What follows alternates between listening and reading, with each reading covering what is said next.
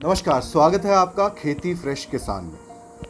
आज हम आपकी मुलाकात कराएंगे मेरठ के मशरूम मैन से, जिन्होंने ना केवल मशरूम की खेती करी बल्कि लोगों को भी इससे जुड़े तमाम तथ्यों से वाकिफ कराया और एक बेहतरीन प्रशिक्षण देने वाले व्यक्ति बने। गुनेश, स्वागत है आपका। आपसे जानना चाहेंगे इस पूरे सफ़र की शुरुआत कैसे हुई? इस सफ़र की शुरुआत आज से 10 साल पहले हुई थी, जब मैं खुद काम करा करता था सिंगापुर में, लैम्बोर्गिनी कंपनी में। जी। वहाँ पे मैंने निकलते बढ़ते एक जगह मैंने देखा था कि मशरूम की ट्रेनिंग दी जा रही थी, लोगों को जागरूक करा जा रहा था कि मशरूम कैसे उगाया जाता है। वहाँ पे मैंने छोटा सा प्रशिक्षण लेने के बाद वापस भारत आकर मैंने DMR से सोलन से इस चीज़ का प्रशिक्षण लिया पूरा, जी। और उसके बाद फिर मैंने इस काम को अंजाम दिया, इस काम की शुरुआत करी। बहुत सारी भ्रांतियां हैं मशरूम की खेती को लेकर। आज भी लोगों में एक झिझक और हिचक है। क्या कहना चाहेंगे इस पर? देखिए, लोगों को झिझक कई बार इसलिए होती है क्योंकि हर एक काम को आप पहली बार में नहीं सीख सकते हैं। जी। अधिकतर लोगों के साथ ये हिसाब रहता है कि पहली बार में एक बार ट्राई करने के बाद यदि उन्हें असफलता हाथ लगती है तो उसके बाद वो दोबारा उसकी कोशिश करते ही नहीं हैं। जी। हमें इस काम को सीखने में भी करीब 2 से ढाई साल तक भी लग गए थे। अब तक लगभग कितने लोगों को आप प्रशिक्षित कर चुके हैं? क्या संख्या है जिन लोगों को ट्रेन किया आपने? अब तक तो हम लोगों ने 700-800 लोगों को प्रशिक्षण दे चुके हैं, जिनमें करीब 150 से 200 लोग उन्होंने अब तक अपना काम शुरू कर दिया है। जी। सुना आपने, लगभग 150 से 200 लोग ट्रेनिंग लेकर गुनेश से आज मशरूम की खेती कर रहे हैं। कौन से वो पहलू हैं, कौन सी वो चीज़ें हैं जो आपको लगता है किसानों को जानने की ज़रूरत है कि कैसे वो मशरूम की खेती कर ना केवल अपनी आय बढ़ा सकते हैं बल्कि कम जगह, क्या ऐसी एडवांटेजेस हैं जो मशरूम की खेती से जुड़ी हैं? सबसे पहला एडवांटेज ये है कि इसमें ना ही आपको कोई घर के बाहर जाने की ज़रूरत है।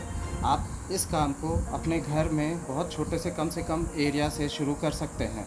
किसी भी फसल की बात कर लें, हर खेती में अधिकतर आपको मिट्टी की या खाद की ज़रूरत पड़ेगी ही पड़ेगी। जी। मशरूम में एक ऐसा काम है कि जिसमें आपका मिट्टी का कोई काम नहीं है।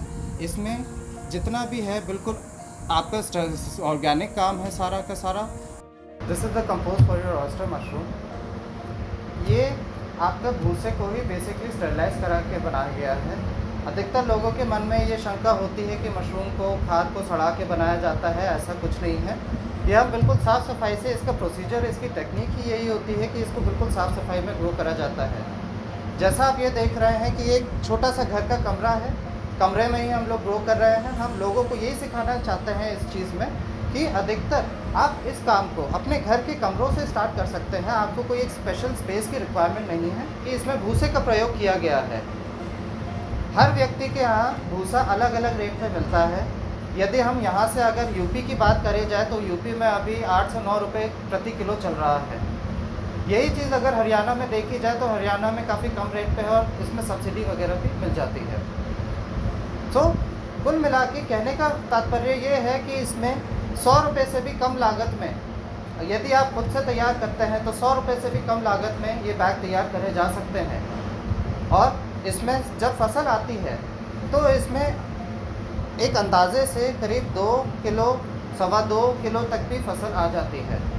यदि हम 1 किलो की बात करें तो मंडी में भी आराम से 150 रुपये, 180 रुपये तक भी किलो के बिक जाते हैं। इसके लिए उगाने के लिए कोई टाइम पीरियड की ज़रूरत नहीं है।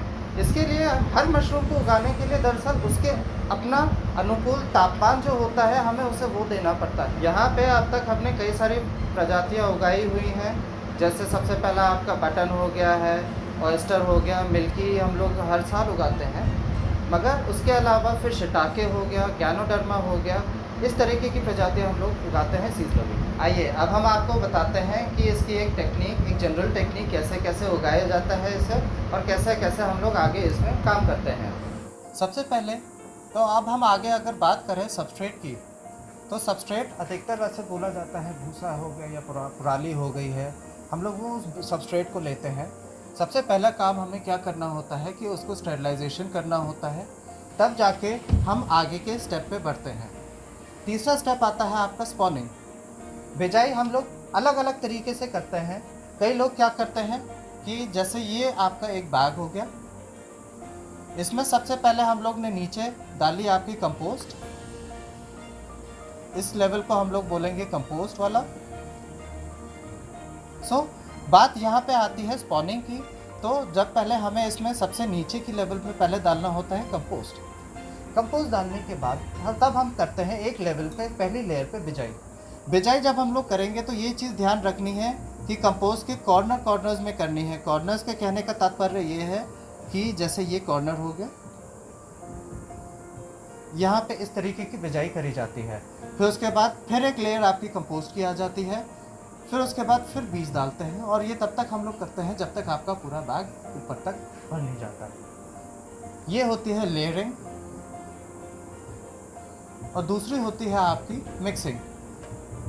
मिक्सिंग में अधिकतर लोग टेंशन नहीं लेते हैं, उसमें डायरेक्टली हम लोग बीज डाल देते हैं और सीधे सीधे हम लोग बैग्स भर देते हैं। इंक्यूबेशन में हम इन बैग्स को इनको अपना तापमान देते हैं और इनको एक ऐसी कंडीशन में रखते हैं जिसमें इनको अपने आप ही CO2 मिलता है। CO2 मिलने के कारण इनका बीज अपने आप ही फैलता है और बीज फैलने से फिर जल्दी से जल्दी ये अपने फ्रूटिंग के स्टेप पे तब्दील होने लगता है।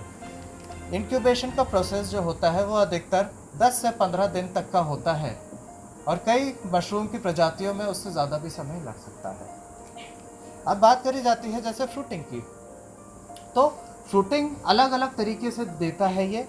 अधिकतर वैसे बोला जाए कि मशरूम डेली की फसल देता है। डेली की फसल किस लिए देता है? क्योंकि मान लीजिए आज हमारे पास इतना बड़ा मशरूम है, तो बैग में दूसरी तरफ से हमारा एक छोटा सा मशरूम उग रहा है। अलग अलग तरीके से हर जगह से कहीं से भी मशरूम उगने लगते हैं, कहीं से छोटा, कहीं से बड़ा, कहीं से भी किसी भी तरीके से अपने हिसाब से ही उगता है। हमारा काम ये होता है कि यदि आज हमें ये साइज़ हमें तोड़ने लायक अगर दिख रहा है, तो आज हमने ये साइज़ निकाल लिया मशरूम का, तो कल ये वाला मशरूम ये पहले वाला मशरूम जितना इतना बड़ा साइज़ का हो चुका होगा। तीसरी चीज़ ये आती है फिर उसके बाद हार्वेस्टिंग। हार्वेस्टिंग में इसका अलग अलग तोड़ने का भी अलग प्रक्रिया होता है। कई बार मशरूम की बात अगर हम जैसे करते हैं गैनोडर्मा की, उसमें ख़ास बात ये होती है कि उसको हम लोग चाकू से या किसी चीज़ से हम लोग औजार से या कटर लेके उसे काटते हैं। हम लोग दूसरे मशरूम को अपने हाथ से ईजिली प्लग कर सकते हैं और इसकी पैकेजिंग, मार्केटिंग बहुत ईजिली हो जाती है।